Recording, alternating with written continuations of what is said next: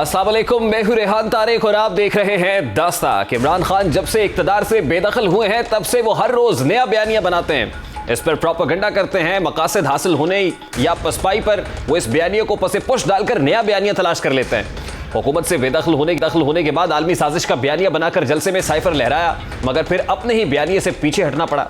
जल्द अज जल्द इलेक्शन इंतखाबात का नारा लगाया, लेकिन मुतालबा ना माने जाने पर वो इस बयानिए से भी ये कहकर पीछे हट गए कि जब मर्जी इलेक्शन करा ले उन्हें कोई फिक्र नहीं। आर्मी चीफ की तैनाती के मामले पर नया बयानिया बनाया कि हुकूमत के पास आर्मी चीफ की तैनाती का इख्तियार नहीं है। इस बयानिए में भी मुतालबात बदलते रहे। कभी कहा कि आर्मी चीफ की तैनाती पर नवाज शरीफ से मुशावरत कानून की खिलाफ वर्जी है, ऑफिशियल सीक्रेट एक्ट की खिलाफ वर्जी है, तो कभी कहा कि शहबाज शरीफ और आसिफ अली जरदारी के पास नया आर्मी चीफ लगाने का कोई इख्तियार नहीं है। मगर अब इस बयानिए से भी वो पीछे हट गए। गुज़श्ता रोज़ आलमी नशरियाती इदारे को इंटरव्यू देते हुए इमरान खान ऐसी ही बातें दोहराते रहे कि आर्मी चीफ के मामले पर वो पीछे हट गए। आज भी लाहौर में इमरान खान ने सीनियर सहाफ़ियों से मुलाकात करते हुए गैर रस्मी एक गुफ्तगू में कहा कि आर्मी चीफ की तकर्री पर हुकूमती हलकों में घबराहट है, वो दस्तो गिरेबान है। आर्मी चीफ के तकर्रुर पर हमारी पॉलिसी देखो और इंतज़ार करो की है। एस्टैब्लिशमेंट से हमारे इख्तलाफात एहतसाब और उस्मान बुज़दार को ना हटाने पर हुए। यही नहीं, उन्होंने 2 रोज़ कबल भी लॉन्ग मार्च के शुरका से खिताब करते हुए ये बात दोहराई थी कि उन्हें आर्मी चीफ की तैनाती से कोई मसला नहीं है और वो इस मामले से पीछे हट चुके हैं। इस हवाले से इमरान खान की पॉलिसी वाज़े दिखाई दे रही है। एक जानिब इमरान खान इदारों को मुतनाज़े बना रहे हैं, तो दूसरी जानिब वो आर्मी चीफ की तैनाती के मामले पर जो है वो एक डिस्क्लेमर भी देते हैं, वो अपनी सफाई भी देते हैं। वो इदारों की साख को मजबूत चाहते हैं, वो तमाम इदारों को मजबूत देखना चाहते हैं, क्योंकि यही इदारे ही मुल्क की सलामती के ज़ामिन है।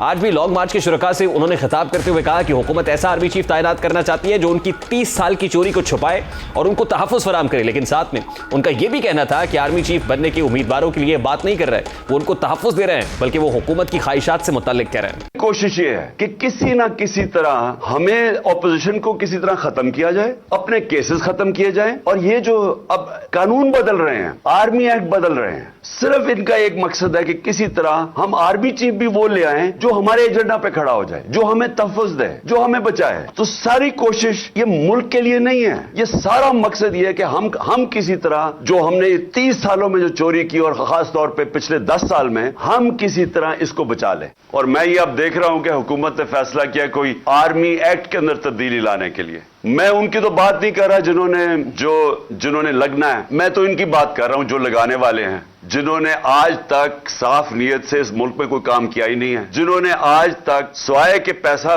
बनाओ कैसे, चोरी कैसे करो और फिर उसको बचाओ कैसे, एनआरओ कैसे लो, इनका सारा वो फोकस है। अब ये पहली बार नहीं हुआ कि वो आर्मी चीफ की तैनाती को मुतनाज़े बनाने की कोशिश कर रहे हों। वो जब से इक़्तिदार से गए हैं उन्होंने इदारों की किरदार कुशी में कोई कसर बाकी नहीं रखी। वो मुतादिद बार इस बात का इजहार कर चुके हैं कि मौजूदा हुकूमत को आर्मी चीफ की तैनाती का कोई इख्तियार नहीं है, वो ये तैनाती करेगी तो मुतनाज़े होगी। इस हवाले से अपना आर्मी चीफ लगाने से मुताल्लिक क्या कहते रहे, जरा वो भी आपके सामने रखा। दोनों जरदारी और नवाज शरीफ ये अपना आर्मी चीफ लाना चाहते हैं, ये अपना आर्मी चीफ रखने की कोशिश करते हैं, हर चीज को कंट्रोल करना चाहते हैं। अल्लाह के सामने हाजिर होकर ये बात करता हूं, मैंने कभी नहीं सोचा था कि नवंबर में किसको आर्मी चीफ बनाना। 2 रोज से chairman Tehreek Insaf Imran Khan army act में होने वाली मुबैना तरामीम का भी जिक्र कर रहे हैं और इन तरामीम को भी हुकूमत की साजिश करार दे रहे हैं। और इस मुताल्लिक आज ख्वाजा आसिफ ने तस्दीक की है कि ऐसी तरामीम करने के बारे में हुकूमत सोच रही है। वजीर दिफा ख्वाजा आसिफ ने एक ट्वीट में कहा कि सुप्रीम कोर्ट ने 2019 के फैसले में आर्मी एक्ट की मुतल्लिका शिकों का जायजा लेने की हिदायत की थी, जिसके मुताबिक सर्विसेज चीफ्स की मुद्दत मुलाजमत पर कानून साजी दरकार है। उन्होंने कहा कि सुप्रीम कोर्ट के फैसले के मुताबिक मुनासिब वक्त पर इस पर अमल दरामद किया जाएगा। हुकूमत कौन सी तरामीम करने जा रही है, इससे मुतालिक जराए ये दावा कर रहे हैं कि आर्मी एक्ट 1952 में एल्म की जा रही है, जिससे आर्मी अफसरान को ओहदे पर बरकरार रखने का इख्तियार वजीर आजम को हासिल हो जाएगा। इन तरामीम से किसी भी उम्मीदवार की एक सादा नोटिफिकेशन के जरिए तैनाती और तकर्रुर का इख्तियार वजीर आजम को हासिल हो जाएगा और इस सिलसिले में पेचीदा आईनी कार्रवाई से गुजरना नहीं पड़ेगा। कानून में तब्दीली के लिए समरी जो इस वक्त मुकम्मल तैयार की जा चुकी है, वो जल्द ही कानून साजी के मामलात से मुताल्लिक कमेटी CCLC के सामने पेश की जाएगी। इस समरी को तैयार करने की मंजूरी गुज़श्ता महीने वज़ारत दिफा की जानिब से दी गई थी।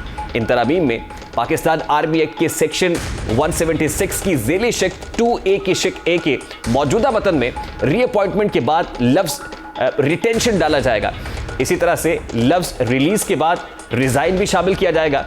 मौजूदा कानून के मुताबिक वफाकी हुकूमत एक्ट की दफात को नाफिज करने के मकसद के लिए ऐसे कवायद बना सकती है जिससे ज़िली दफा 1 के तहत हासिल इख्तियारात की उमूमी नौयत मुतासर ना हो। ऐसे कवानीन chief of the army staff या chairman joint chiefs of staff committee समेत एक्ट का तकर्रुर, दोबारा तकर्रुर, तोसी, रिटायरमेंट, रिलीज, बरतरफी के इख्तियारात फराहम करते हैं। मौजूदा सियासी माहौल में सामने आने वाली इस पेशरफ्त को अहम समझा जा रहा है, जो कि फौज में मुतवक्के कमान की तब्दीली की मौजूदा सूरत हाल को तब्दील कर सकती है। यूं तो इसमें मुताद्दिद तराद्दिद तरामीम की तजवीज़ की गई है, लेकिन मौजूदा हालात के पेश नज़र सबसे दिलचस्प तरमीम आर्मी चीफ के दोबारा तकर्रुर या बरकरार रखने के हवाले से है। रियाजुल हक के मुताबिक कानूनी माहिरीन का मानना है कि मौजूदा हालात में इस लफ्ज़ रिटेंशन की बहुत ज़्यादा अहमियत है। यह है कि हुकूमत किन वजूहात की बिना पर यह तरामीम करने पर मजबूर हुई है। इसी पर बात करेंगे। इस वक्त साबिक सेक्रेटरी दिफा lieutenant general retired Naeem Khalid Lodhi साहब हमारे साथ मौजूद है। अस्सलाम वालेकुम जनरल साहब, बहुत बहुत शुक्रिया आपके वक्त के लिए। जनरल साहब, सबसे पहले तो बड़ा सादा सा सवाल है, क्योंकि आप सेक्रेटरी दिफा रह चुके हैं, अगर आर्मी एक्ट 1952 के अंदर को अमेंडमेंट करनी है तो प्रोसेस क्या है? क्या सेक्रेटरी दिफा की तरफ से कुछ समरी मूव नहीं होती डिफेंस मिनिस्ट्री को और उसके बाद वो वज़ीर आज़म तक जाती है? और क्या इस मामले के अंदर इस ड्यू प्रोसेस ऑफ लॉ को फॉलो किया गया है? यही कोर्स ऑफ एक्शन दिखाई दे रहा है आपको? देखिए, नॉर्मली तो यही है कि जब भी आपने कोई अमेंडमेंट करनी हो तो वो जो इंस्टीट्यूशन जिसके मतलब अमेंडमेंट हो रही है उसका इंटरेस्ट होता है अमेंडमेंट करने में, और वहाँ से प्रोसेस होती है बात। और इस केस में GHQ से रिक्वेस्ट जानी चाहिए थी, और समरी जो है वो वाकई मिनिस्ट्री ऑफ डिफेंस से मूव होनी चाहिए। लेकिन साफ ज़ाहिर है कि जिस इंस्टीट्यूशन का इंटरेस्ट है उनका ज़रूरी है कि वो ये कहें कि जी हमें इस अमेंडमेंट की ज़रूरत है। तो मेरा नहीं ख्याल ऐसी कोई मूव GHQ की तरफ से हुई है, और ना ही मेरा ख्याल है कि सेक्रेटरी डिफेंस ने कोई ऐसी चीज़ मूव की है। ये तो बाला कोई काम लगता है। और ये जो तौजीह पेश की जा रही है कि जी चूँकि सुप्रीम कोर्ट ने कहा था 2019 में, तो सुप्रीम कोर्ट ने तो जो कुछ कहा था वो तो हो गया था, उसी के नतीजे में एक्सटेंशन मिली थी जनरल बाजवा को। तो इसकी साफ ज़ाहिर है कि वजूहात और हो सकती हैं, ये वजह नहीं है, सुप्रीम कोर्ट इसकी वजह नहीं है, और ये सही तरीक़ेकार से भी मूव नहीं हो रही। सर, ड्यू प्रोसेस अगर ये है कि सेक्रेटरी डिफेंस सबरी मूव करते हैं डिफेंस मिनिस्ट्री को, और उसके बाद डिफेंस मिनिस्ट्री इसको आगे चलाती है, और उसके बाद ये CCL के अंदर आएगी या फिर पार्लियामान के अंदर जाएगी, अगर ये प्रोसेस फॉलो नहीं हो रहा या उजलत का मुजाहरा किया जा रहा है, तो जो और वजूहात हैं, जैसे आपने कहा और वजूहात हो सकती हैं, तो क्या वजूहात हो सकती है सर? जी देखें, बात यह है कि इस मौके पर, इस सेंसिटिव मौके पर, जबकि इतना करीब है ये चेंज, कोई भी ऐसा तासर देना किसी भी अमेंडमेंट से या किसी भी लॉ से जिससे ये तासर मिले कि किसी के फ़ायदे या नुकसान के लिए ये काम किया जा रहा है, या अपनी पसंद या नापसंद के मुताबिक मामलात को चलाने के लिए ये काम किया जा रहा है, तो ये मॉरली भी गलत है। और मेरा ख्याल है कि इसको सुप्रीम कोर्ट में चैलेंज भी किया जा सकता है मैलिफाइड इंटेंशन बनाकर। और तीसरा, ये पॉलिटिकली सस्टेनेबल भी नहीं होगा। ये करेंगे कोई और आके इसको रिवर्स कर देगा, और ये भी मुमकिन है कि ये अमेंडमेंट करने के बावजूद इम्प्लीमेंट ना कर सकें। तो मेरा अपना ख्याल ये है कि ये एक एक्सरसाइज इन फ्यूटिलिटी है, या फिर ये हो सकता है कि ये वैसे ही चेक करने के लिए कि कैसा रिएक्शन आता है मीडिया की तरफ से, पब्लिक की तरफ से, इंस्टीट्यूशन की तरफ से, या ये ऐसा कोई काम है। बहरहाल इसमें कोई भी मुझे खैर की साइड जो नज़र नहीं आ रही। जैसा साहब, ये बड़ा इंटरेस्टिंग है आपका पॉइंट ऑफ व्यू कि हो सकता है कि ये टेस्टर हो, अब क्योंकि अभी CCL का इजलास इस हवाले से नहीं हुआ। CCL का इजलास होगा, फिर कैबिनेट के साथ इसे मंजूरी ली जाएगी। आज कैबिनेट का इजलास भी था, हंगामी बुलाया गया था, लेकिन वो भी मुलतवी हो गया, और उसके बाद फिर पार्लियामान में सिंपल मेजॉरिटी के साथ इसको पास किया जाएगा। लेकिन अभी तक ये प्रोसेस इनिशिएट नहीं हुआ। तो ये जो आपका दूसरा ये बात है, तासुर है कि हो सकता है कि सिर्फ ये टेस्टिंग के तौर पर एक लिटमस टेस्ट हो कि इस पर क्या रिएक्शन आता है, शायद ये उसी लिए एक ये पत्ता फेंका गया हो। तो आपको क्या लगता है कि ऐसा करने की नौबत क्यों आई? ये क्यों करना पड़ रहा है? ये टेस्ट क्यों करना पड़ रहा है? जी, ये मेरा ख्याल है कि वो जो एक पुराना ख्याल है कुछ जहनों में कि शायद अगर कोई हम ऐसे बंदे को अपॉइंट करें जिसकी हमारी तरफ रुझान हो, तो गलतफहमी आपको पता है जुल्फ़िकार अली भुट्टो साहब को थी, जो ज़ियाउल हक साहब ने दूर कर दी, और मियां नवाज शरीफ साहब को जनरल मुशर्रफ के बारे में थी, वो भी दूर हो गई। तो दोबारा अगर वो उसी किस्म का करना चाहते हैं तो कर लें, फ़र्क कोई नहीं पड़ेगा। ये जिसके लिए कर रहे हैं, मैं उनके बारे में भी बता सकता हूँ, बहुत प्रोफेशनल हैं और बिल्कुल सीधा चलने वाले हैं, और वो आर्मी ही के इंटरेस्ट देखेंगे और पाकिस्तान आर्मी का इंटरेस्ट, पाकिस्तान का इंटरेस्ट देखेंगे, और इनके हाथ कुछ नहीं आने वाला जो ये कोशिशें कर रहे हैं। जी, कानूनी पेचीदगी तो आप इंस्टीट्यूशन के अंदर का मामला भी आप समझते हैं कि जो 26 नवंबर को रिटायर हो रहा है, लेफ्टिनेंट जनरल रैंक का ऑफिसर है, क्या उसको रिटेन करने के लिए ये अमेंडमेंट बहुत ज़रूरी है? जी देखें, इसमें ये अमेंडमेंट अगर हो जाती है तो इसका ये मतलब हुआ कि पहले जो प्रेरोगेटिव था प्राइम मिनिस्टर का सिर्फ आर्मी चीफ को अपॉइंट करने का, वो प्रेरोगेटिव इन्होंने बढ़ा के इंस्टीट्यूशन के अंदर घुसने की कोशिश कर रहे हैं।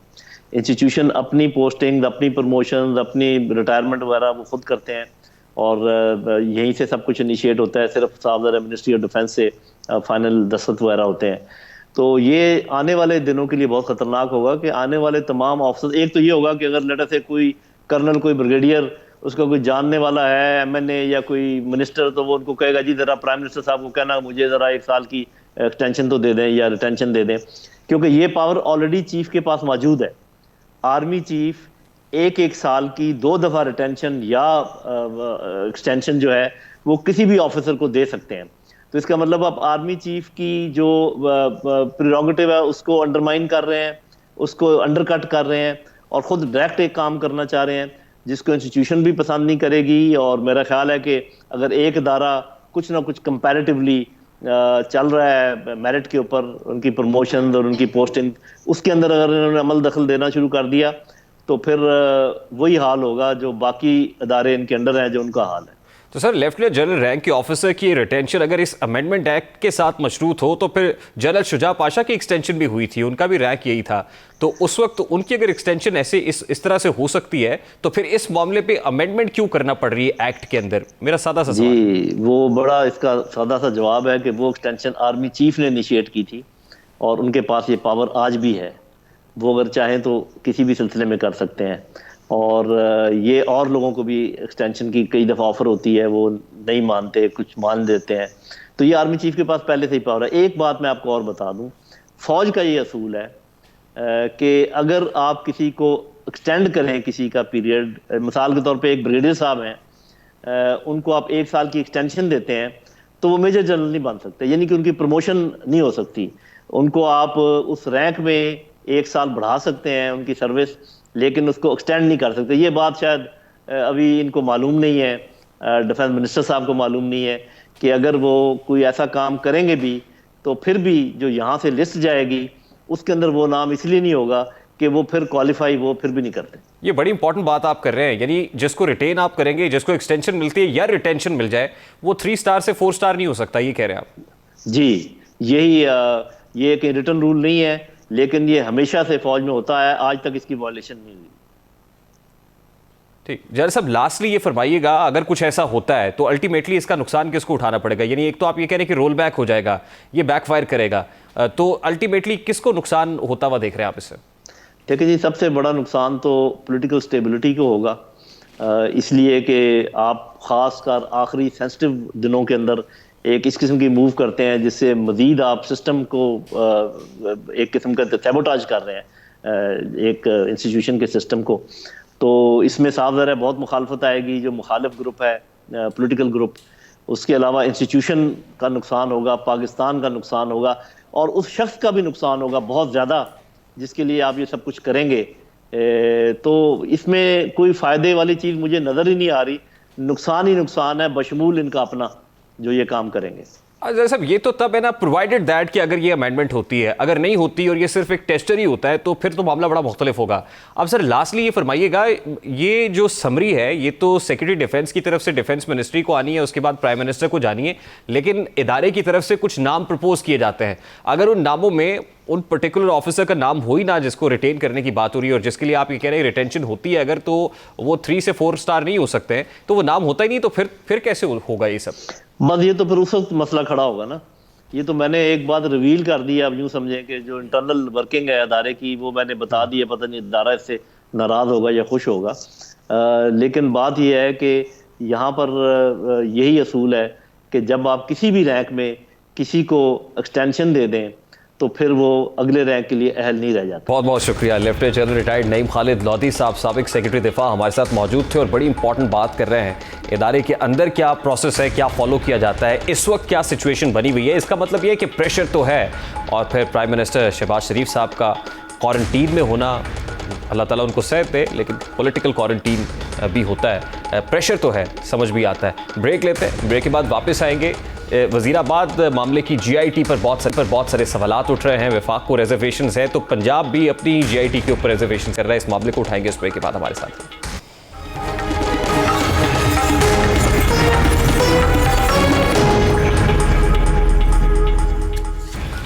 Welcome back. साबिक वजीर आजम इमरान खान पर वजीराबाद में होने वाले कातिलाना हमले की तफ्तीश में रत्ती भर पेशरफ्त नहीं हो पाई है, जिसकी बुनियाद पर इमरान खान की वजह से बार बार हुकूमत पंजाब की तश्कील करदा तहकीकाती टीम के सरबराह तब्दील किए गए। कातिलाना हमले की तहकीकात के लिए बनाई गई 5 रुकनी मुश्तरका तहकीकाती टीम के सरबराह को तीसरी मरतबा तब्दील कर दिया गया और पंजाब पुलिस के अच्छी शोहरत न रखने वाले और वफाक के बागी capital city police officer Lahore Ghulam Mahmood Dogar को GIT का सरबराह मुकर्रर कर दिया गया।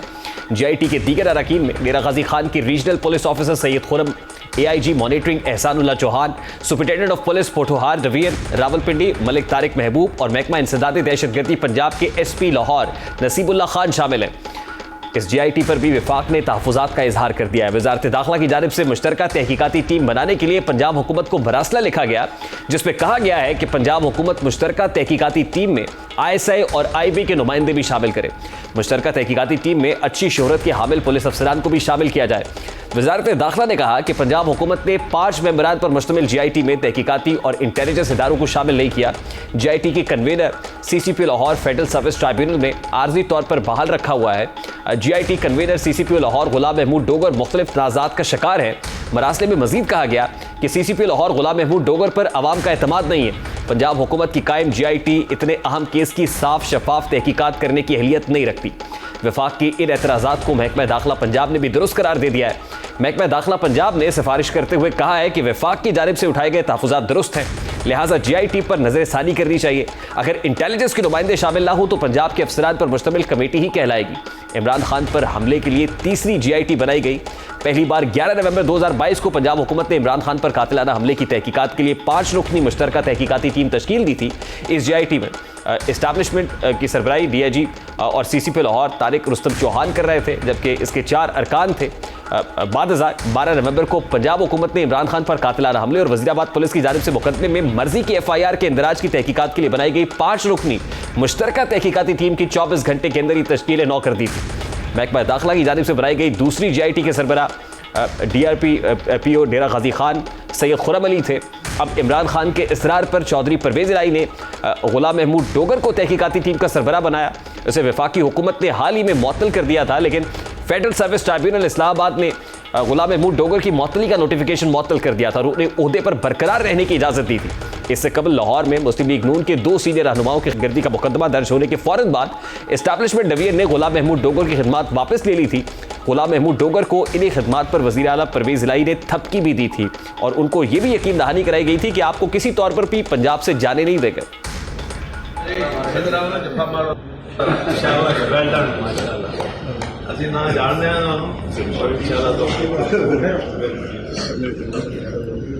वजीराबाद हमला केस की तहकीकात अमली तौर पर रुक गई हैं, जबकि हमले का एक मुल्जिम नवीद इंसदादी दहशतगर्दी के शोबे के पास ज़ेरे तफ्तीश है, लेकिन वहाँ भी तफ्तीशी अमल आगे नहीं बढ़ पा रहा और मुल्जिम ताहाल जिस्मानी रिमांड पर है।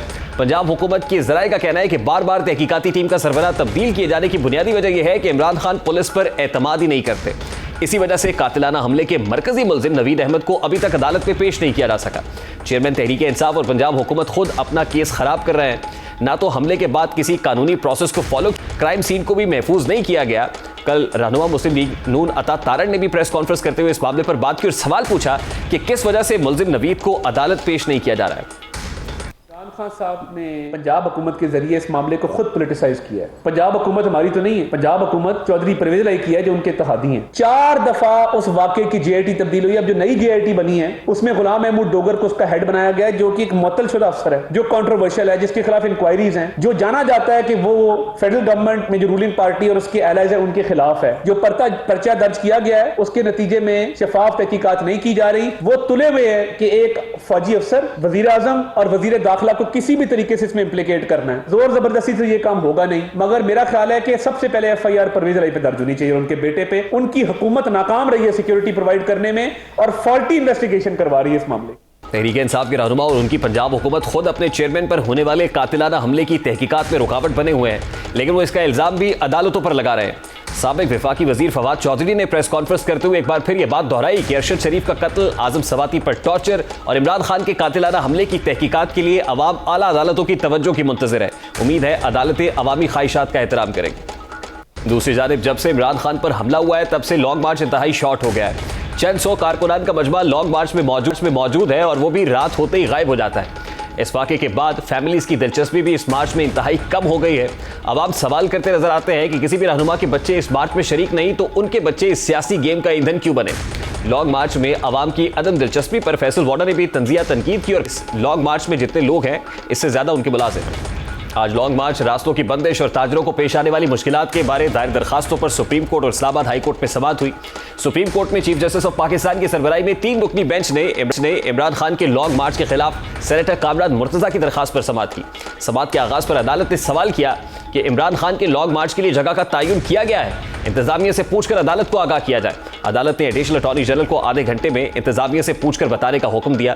समाअत के दोबारा आगाज पर एडवोकेट जनरल इस्लामाबाद जहांगीर जदून अदालत में पेश हुए तो चीफ जस्टिस ने इस्तफसार किया कि लॉन्ग मार्च के हवाले से इंतजामिया ने क्या किया है अभी तक। इस पर एडवोकेट जनरल ने बताया कि इंतजामिया को इस्लामाबाद में लॉन्ग मार्च के लिए पीटीआई का खत मिला।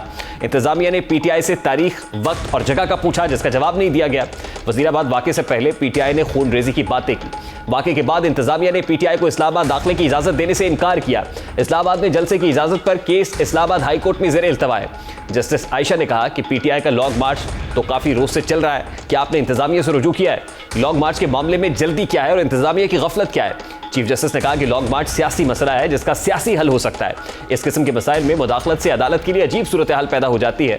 आपने अपनी दरखास्त में एक ऑडियो का जिक्र किया और इस ऑडियो में हथियार लाने का जिक्र है। ऑडियो सच है, गलत, लेकिन इससे अमन व अमान की सूरत हाल खराब हो सकती है। जस्टिस सुब्रता बंदयाल ने रिमार्क्स दिए कि एहतजाज का हक लामहदूद नहीं है, आईनी हुदूद से मशरूत है। अगर वाज़ेह तौर पर आईनी खिलाफ वर्जी का खतरा हो तो अदलिया मुदाखलत करेगी। हो सकता है खिलाफ वर्जियों पर दूसरे फरीक का अपना मौक़िफ़ हो। सुप्रीम कोर्ट के हुक्म की खिलाफ वर्जी पर अदालत के लिए मामला पेचीदा हो जाता है। अदालत के हुक्म पर अमल दरामद उस पर किया जाना चाहिए और अमल दरामद के लिए हुक्म होते हैं। इस दौरान जस्टिस अतर मिनल्ला ने कहा कि अब तो खास गैर मौसर हो गई। एडिशनल अटॉर्नी जनरल ने मौक़िफ़ अपनाया कि अमन व अमान बरकरार रखने के लिए अदालत की मुदाखलत चाहते हैं। इस पर जस्टिस अतर मिनल्ला ने कहा कि आप ये कहना चाह रहे हैं कि सूरत हाल एग्जीक्यूटिव के बस से बाहर हो चुकी है। अदालत ने कहा कि क्या वफाक को नहीं मालूम कि अपनी जिम्मेदारी कैसे पूरी करनी है? सुप्रीम कोर्ट इंतजामी मामलात में क्या कर सकती है? रियासत ताकतवर और बाइख्तियार है। चीफ जस्टिस ने कहा कि समझ सकते हैं कि आप मौजूदा सूरत हाल से परेशान हैं, मुल्क में हंगामा नहीं, अमन व अमान चाहते हैं, मगर ऐसा हुक्म देना नहीं चाहते जो कब्ल अज़ वक्त हो और इस पर फिर अमल दरामद ना हो।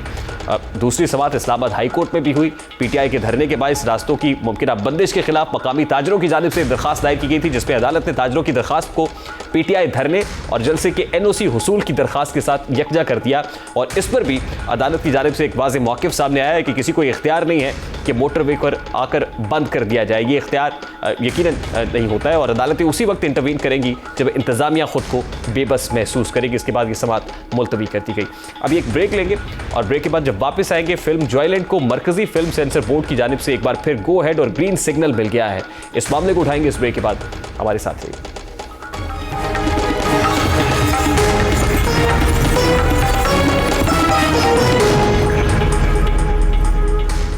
Welcome back. ऑस्कर अवार्ड के लिए पाकिस्तान की जानिब से भेजी जाने वाली फिल्म जॉयलैंड को मुल्क भर के सिनेमा घरों में पेश करने की मशरूत इजाजत मिल गई है। रिलीज से कबल फिल्म के काबिल एतराज हिस्से और डायलॉग हज़फ कर दिए जाएंगे। फिल्म जॉयलैंड के मामले पर मरकजी फिल्म सेंसर बोर्ड के फुल बोर्ड का इजलास हुआ है, जिसमें फिल्म को देखने के बाद यह फैसला किया गया है कि फिल्म के कुछ हिस्से हज़फ करने के बाद नुमाइश के लिए पेश किए जा सकते हैं। और कहा यह जा रहा है कि फिल्म के 7 सीन या 2 सीन हज़फ किए जाएंगे। ताहम इस हवाले से कोई सरकारी बयान सामने नहीं आया। फिल्म के सेंसर बोर्ड और वज़ीर आज़म की तरफ से बनाई जाने वाली कमेटी के जायजे के बाद इसे क्लियर करने की खबर वज़ीर आज़म की स्ट्रेटेजिक रिफॉर्म्स के सरबराह सलमान सूफ़ी ने ट्विटर पर दी है। सलमान सूफ़ी ने कहा है कि वज़ीर आज़म शहबाज शरीफ की हिदायत पर तश्कील दी गई सेंसर बोर्ड की जायजा कमेटी की जानिब से फिल्म जॉयलैंड रिलीज़ के लिए क्लियर कर दी गई और उन्होंने ये भी कहा कि आज़ादी इजहार बुनियादी हक है और कानून की हुदूद में इस पर अमल दरामद होना चाहिए। अब एक तरफ मरकजी सेंसर बोर्ड की जानिब से ग्रीन सिग्नल मिल गया है, तो दूसरी तरफ पंजाब सेंसर बोर्ड की तरफ से एक नोटिफिकेशन इशू किया गया है और उसमें वाज़ेह कहा गया है कि पंजाब की जुरिस्डिक्शन में फिल्म जॉयलैंड नहीं दिखाई जा सकेगी। इस वक्त हमारे साथ ट्रांस एक्टिविस्ट डॉक्टर महरूब मोइज़ आवान मौजूद है, उनसे इस पर उनका रिएक्शन ले लेते हैं। अस्सलाम वालेकुम doctor Mahroob, thank you very much for joining us. सबसे पहले तो बड़ा सादा सा सवाल है, फिल्म जॉयलैंड अपनी रिलीज से पहले खासी मुतनाज़ हो गई और फिर इसको इस्लाम दुश्मनी के मुतरादिफ करार दिया जा रहा है, इस पर आपका कोई काउंटर आर्गुमेंट है? बहुत अनफॉर्चुनेट सी बात है कि इस्लाम दुश्मनी का एक बज़ वर्ड है, एक बज़ वर्ड वाला आर्ग्यूमेंट है जिसको अक्सर औकात हमारे मुल्क में उठाया जाता है जब भी आपने किसी चीज़ को डिस्क्रेडिट करना। और क्योंकि जो जमातें ये आर्ग्यूमेंट उठाती हैं उनके पास स्ट्रीट पावर इतनी ज़्यादा है और उन्होंने अवाम नास के दिल में इतनी दहशत फैला दी हुई है कि बहुत से लोगों को उनके आर्ग्यूमेंट को सतही सतह पे ही, सिर्फ मुंह पे ही एक्सेप्ट करना पड़ जाता है मजबूरी के तहत। जबकि मैं ये समझती हूँ कि इस मूवी की थीम, जितना जहाँ तक मुझे पता है, वो एक ऐसी थीम है हमारे बेटे पाकिस्तानी बहुत रिलेट कर सकते हैं। इसके अंदर एक ख्वाजा सराह की कहानी है, एक माँ की कहानी है, एक बाप की कहानी है, एक भाई की, एक बेटे की कहानी है। ये तमाम किरदार कॉम्प्लेक्स किरदार हैं और इनको सिर्फ रिड्यूस कर देना और ये कहना कि ये हम जिन्स पसंदी को फरोग दे रही है या इस्लाम दुश्मनी कर रही है, इस सरासर पॉलिटिकल रेटोरिक है और पॉलिटिकल मेरे ख्याल से माइलेज स्कोर करने के लिए कुछ ब्राउनी पॉइंट्स हैं। अच्छा, enlighten me if I am wrong कि ये LGBTQ से मुतालिक सवाल उठाया गया और जिस अंदाज में ख्वाजा सरा की कहानी बताई गई है, क्या ये गैर फितरी या गैर शरई नहीं? मेरा नहीं ख्याल बिल्कुल भी, बिकॉज मैं दो बातों को उससे रद्द करना चाहूंगी। नंबर वन तो ये कि हमें पता है कि लाहौर के अंदर और पाकिस्तान के अंदर, जो पंजाब के अंदर थिएटर का कल्चर है, उसमें ख्वाजा सराओं को क्या, औरतों को भी इतनी इज्जत नहीं दी जाती, लेकिन ख्वाजा सराओं को तो औरतों से भी ज्यादा मलामत किया जाता है। उनको सिर्फ ब्रेक्स के दौरान नचवाया जाता है और अलीना खान एक निहायत टैलेंटेड आर्टिस्ट है, उसके बावजूद उनको घर से निकाला गया, उनको सड़कों पे जिंदगी गुजारनी पड़ी और वो इस तरह ब्रेक्स के अंदर डांस कर करके उन्होंने अपनी रोजी रोटी कमाई और वो इस मकाम पे पहुंची जहाँ पे उनको डिस्कवर किया एक प्रोड्यूसर ने और एक डायरेक्टर ने, और उन्होंने बोला कि आपकी जिंदगी की इस कहानी से इंस्पायर होके हम एक मूवी बनाना चाहते हैं। हालांकि वो उसका मरकजी किरदार नहीं है, उसका मरकजी किरदार उसके अंदर मौजूद जो उनके जो अली जुनेजो का कैरेक्टर है वो है। नंबर टू, देखे ख्वाजा सरा बरे सगीर पाको हिंद में 19वीं सदी से भी पहले से मौजूद है और हमारे तमाम हकूक का जो इस्तेसाल है और हमारी शख्सियतों का इस्तेसाल है वो बरतानवी साम्राज्य ने आके किया था हम पे काबिज होने के बाद। अब ग्लोबली जब भी ख्वाजा सराओं की या ट्रांसजेंडर अफराद के हकूक की बात होती है, उसको LGB के साथ P के अंदर लगा के ऐड कर दिया जाता है। इसमें हमारा तो कोई कसूर नहीं, क्योंकि इसमें हमारा तो ख्वाजा सरा और ट्रांसजेंडर के माबैन एक लकीर खींची जाती है ना, ट्रांसजेंडर्स को उस कैटेगरी में नहीं रखा जाता जिसमें ख्वाजा सरा है। और ये कैटेगरी भी बहुत रीसेंट है, बिकॉज ख्वाजा सरा का लफ्ज तो हमारे पास उर्दू अदब के अंदर 18वीं सदी से मौजूद है, जबकि ट्रांसजेंडर का तो 1990s के अंदर कॉइन किया गया। तो 1990s के अंदर कोई लफ्ज अगर कॉइन किया गया है अंग्रेजी जबान के अंदर और उस जबान का, उस लफ्ज का इल्म ग्लोबली दुनिया के अंदर अंग्रेजों की वजह से फैला है, तो इसका मतलब ये तो नहीं है कि ख्वाजा सराओं के हकूक भी रद्द हो गए हैं। आप मेरी बात समझ रहे हैं? I think this is a war of language and this is a war of linguistics. हम जब ख्वाजा सराओं के हकूक की बात करते थे तब हमें कौन से हकूक दे दिए इन लोगों ने? अब जब हम लोग ये कहते हैं कि जी हमारी हकूक की जो मूवमेंट है उसको अंग्रेजी के अंदर ट्रांसजेंडर राइट्स मूवमेंट कहा जा सकता है, तो इनको एतराज हो जाता है। अच्छा, एक पॉइंट ऑफ व्यू मेरा है इसके ऊपर, और वो है कि ये सोशल इशू तो है, ये एक समाजी इशू है, मसला है, बहुत बड़ा प्रॉब्लम है, और ऑब्वियसली कुछ ड्रामास बनते हैं या मूवीज बनती हैं तो वो सोशल इश्यूज को हाईलाइट करने के लिए होती हैं। लेकिन एक बहुत बड़ा कंसर्न जो इसके ऊपर उठाया गया था वो ये था कि इसमें जो लैंग्वेज इस्तेमाल की गई, जो कॉनोटेशंस इस्तेमाल की गई, वो बड़ी गैर मुहज़्ज़ब थी और उनको हज़फ किया जाए। अब उनको हज़फ करके इस मूवी को जो सेंट्रल सेंसर बोर्ड है उसने रिलीज की इजाजत दे दी है। शायद हो सकता है कि यही एक बहुत बड़ा प्रॉब्लम था, उसको अब निकाला गया है, एलिमिनेट किया गया है, इजाजत मिल गई, गो हेड मिला, लेकिन अभी भी पंजाब का जो सेंसर बोर्ड है उसने उसको बैन रखा हुआ है। उनकी तरफ से इजाजत नहीं है कि पंजाब की जुरिस्डिक्शन में जितने भी सिनेमाज हैं वहां पे आप इस फिल्म को नहीं दिखा सकते। बिल्कुल, देखिए एक हमारे पास एक इंडस्ट्री की एक एस्टैब्लिशमेंट होती है और उस एस्टैब्लिशमेंट के पास एक सर्टन पावर होती है। पंजाब का हमें पता है, पंजाब की जो मूवी इंडस्ट्री की एस्टैब्लिशमेंट है वो कभी भी नहीं चाहेंगे कि ख्वाजा सरा आगे आके मरकजी किरदार अदा करे। अगर हिना दिलपजीर साहिबा या मोहसिन अब्बास हैदर या कोई और फर्द, कोई मर्द या कोई औरत ख्वाजा सरा का किरदार अदा कर रहा होता तो फिर ना किसी को जबान से मसला होना था, ना किसी कॉन्टेंट से मसला होना था। लेकिन जब दुनिया में पहली दफा एक ख्वाजा सरा फर्द ने आके जस्टिस की अपने एक रोल के साथ आजाद हो गए, और अगर इसके अंदर कोई मुतनाज़ा बात या कोई मुतनाज़ा सीन्स है तो उन सीन्स को देख के काटा जा सकता था। और इसको सेंसर बोर्ड पहले क्लियर कर चुका था। तो ये कैसे है कि मूवी देखे बगैर, ना इन्होंने मूवी देखी, इन्होंने बस एक शोशा हवा के अंदर छोड़ा कि इसके अंदर मुतनाज़ा बातें की जाएंगी और इसके अंदर होमोसेक्सुअलिटी को प्रमोट किया जाएगा। आपका काफी एक पॉजिटिव टेक है and I respect that point of view. मेरे ख्याल से बहुत से लोगों के डिफरेंट ओपिनियंस होते हैं, लेकिन हमें बात सामने नजर आ रही है कि जब एक मूवी की कहानी ना वाज़ेह है, ना वो मूवी किसी ने देखी है, और जिन्होंने वो मूवी देखी उन्होंने उस मूवी को क्लियर कर लिया, उनके ऊपर स्ट्रीट पावर के जरिए प्रेशर बिल्ड करना सरासर फाशिज्म है। नहीं, मैं इसलिए कह रहा हूं कि मैंने ये मूवी देखी नहीं है, मैंने इसकी स्टोरी जरूर पढ़ी है, हेयर एंड से जरूर है जिसके ऊपर लोग कमेंट भी कर रहे हैं। मैं इसलिए कमेंट करना मुनासिब नहीं समझता। अगर ये सोशल इशू के ऊपर मबनी मूवी है और इसके अंदर कोई ऐसी कॉनोटेशंस जो इस्तेमाल हुई थी, अगर उसको हज़फ कर दिया गया है, then it should be ready to go. लेकिन पंजाब की जुरिस्डिक्शन के अंदर इसको अभी तक बैन रखा हुआ है। मेरा सवाल आपसे ये है कि अगर इसमें होमोसेक्सुअलिटी है या इस तरह के मुतनाज़े अफ़ाल हैं, इस तरह के मामलात है, और उसको इम्पोर्टेड एजेंडा के साथ जोड़ा जा रहा है कि इस पर जो इम्पोर्टेड स्पॉन्सर्स हैं, प्रोड्यूसर्स इसके इम्पोर्टेड हैं, और एक ख़ास स्कूल ऑफ थॉट है जो गाहे गाहे इस तरह की मूवीज़ के जरिए से इस चीज को प्रोजेक्ट करता है, उस एजेंडा को फरोग देता है, तो इज इट जस्टिफाइड? क्या ये बात ठीक है? मैं तो आपसे जानना चाह रहा हूं। Not at all. I think this is very good political propaganda. मैं एक्चुअली दाद देना चाहती हूँ जमात इस्लामी को, तंजीम इस्लामी को और इस तरह की बाकी बेशतर जमातों को। तो एक ऐसा मसला जिसको पाकिस्तान में उठाया जा ही नहीं रहा।